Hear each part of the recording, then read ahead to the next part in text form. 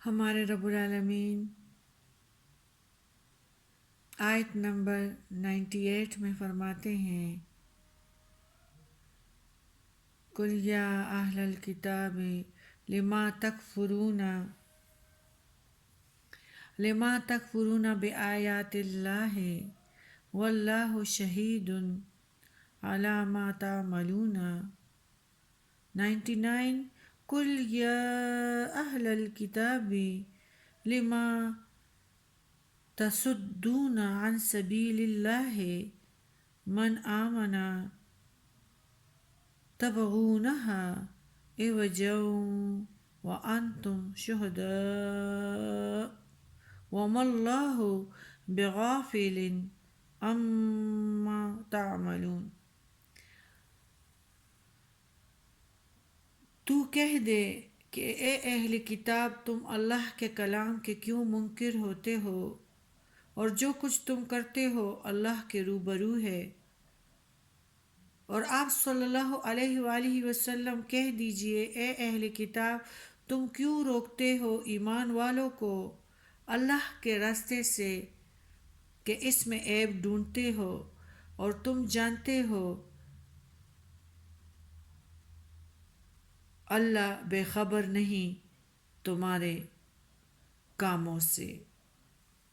پہلے تو یہودیوں عیسائیوں کو مخاطب کیا جا رہا تھا، درمیان میں ان کے بعض اعتراضات شبہات کا جواب دیا گیا، یہاں سے پھر ان کو تنبیہ کی جا رہی ہے کہ جب تمہارے سامنے نیکی اور بدی کی راہیں کھول کر بیان کر دی گئی ہیں، حق و صداقت کے دلائل واضح ہو گئے ہیں، اور قرآن کی سچی اور پکی باتیں سنا دی گئی ہیں، تو اب تمہیں کیا ہو گیا ہے کہ اہل کتاب کہلانے کے باوجود برابر کلام اللہ اور اس کے لانے والے کے انکار پر تلے ہوئے ہو؟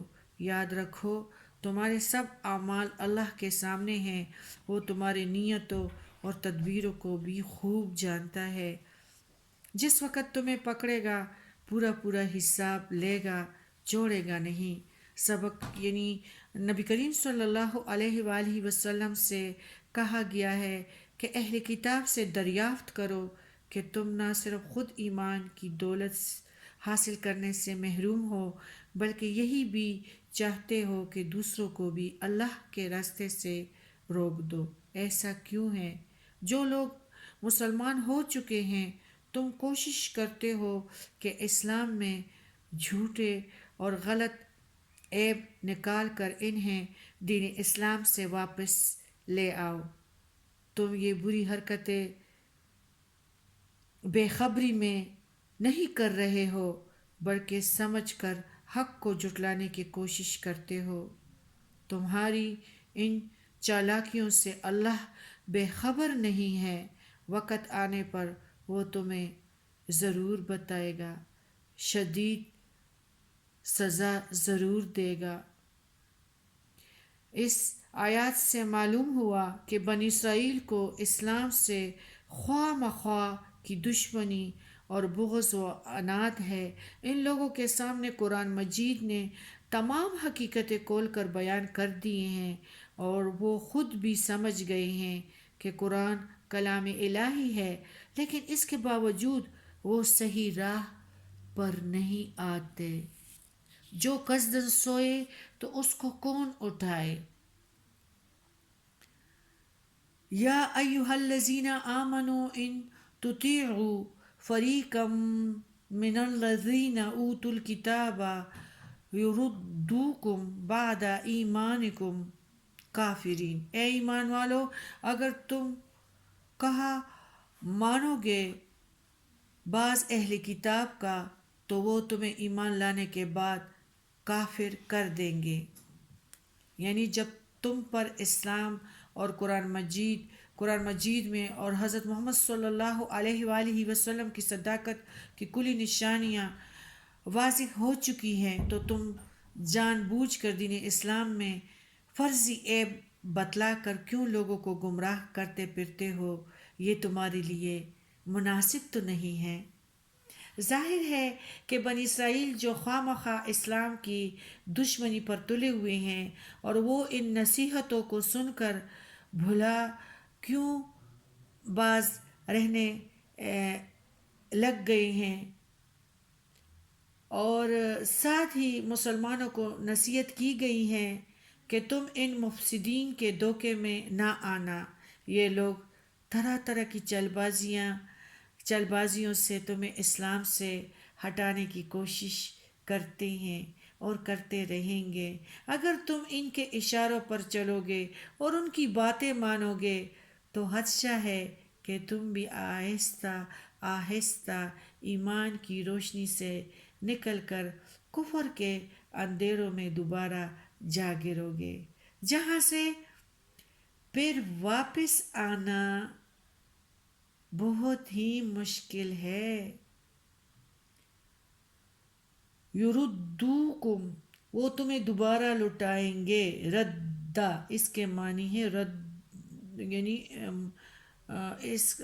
اس کا مصدر ہے وہ لفظ مرتد، یعنی اس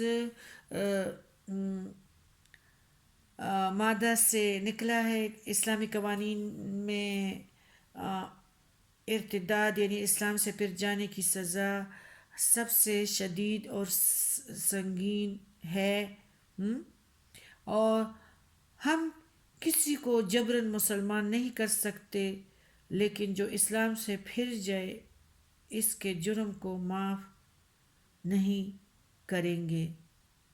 وہ روشنی دیکھنے کے باوجود کفر کے اندھیرے کنویں میں دیدہ دانستہ قصداً گرنا اس نے پسند کیا تو چلان اس نے لگا دی ہے۔ اس آیات میں کئی باتیں ظاہر ہوتی ہیں۔ اہل کتاب اسلام کے سخت دشمن ہے، سخت دشمنی پہ تلے ہوئے ہیں، اور ہمیشہ اس کوشش میں رہتے ہیں کہ مسلمانوں کو دین اسلام سے پھیر کر کفر اور شرک کی طرف لے آئے۔ ان کو یہ ایک سوجی سمجھی اسکیم ہے، ان کی یہ ایک اسکیم ہے۔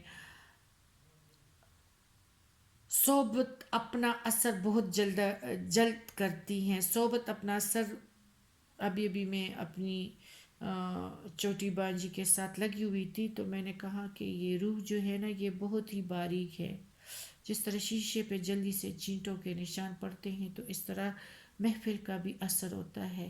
صحبت اپنا اثر بہت جلد کرتی ہیں۔ اگر مسلمان اہل کتاب کی صحبت اختیار کریں گے، ان کے کہنے پر چلیں گے اور ان کی باتیں مان لیں گے تو رفتہ رفتہ ان کی حباست و انکار مسلمانوں میں بھی سرایت کر آئے گی۔ ان حالات میں مسلمانوں کو سبق سیکھنا چاہیے کہ وہ کبھی بھی اہل کتاب کے ساتھ زیادہ نہ اٹھیں نہ بیٹھیں، ان کی باتیں نہ سنیں، ان کی باتوں میں نہ آئیں، ان کے ساتھ زیادہ تعلقات نہ بڑھائیں۔ صرف اس صورت میں ان کے شر سے بچا جا سکتا ہے۔